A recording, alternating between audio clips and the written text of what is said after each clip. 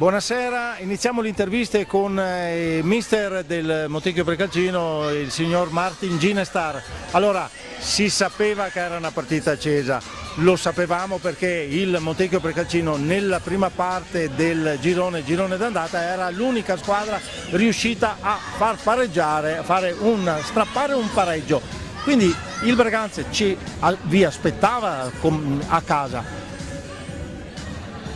Come l'hai vista te? Come l'hai vista? Buonasera a tutti, primo complimenti al Breganze, niente che il primo in classifica, ha giocato benissimo, ha fatto il suo, niente, penso che la partita non era bellissima, penso che era bellissima, si è giocato bene, loro giocano forte, noi giochiamo forte senza andare a fare male a nessun giocatore, a nessuno, niente.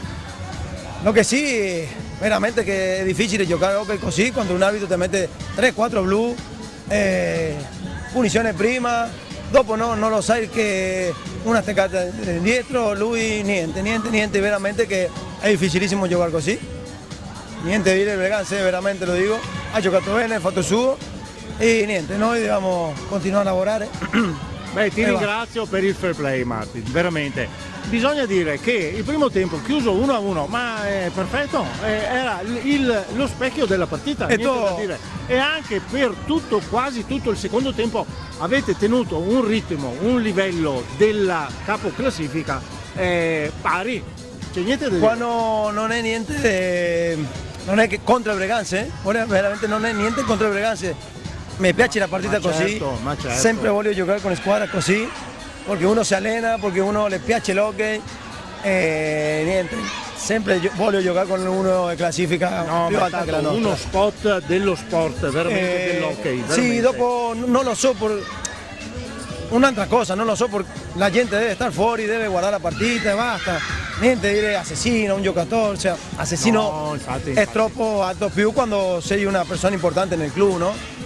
Però bueno, niente, te l'ho detto prima, noi dobbiamo giocare, continuare lavorando, se lavora, una squadra. Sì, ce ne sono ancora. Una squadra che siamo quarti. State un po' fiutando i playoff, odorando i playoff, un ottimo girone di ritorno. Sì, noi dobbiamo fare ogni partita una finale per noi.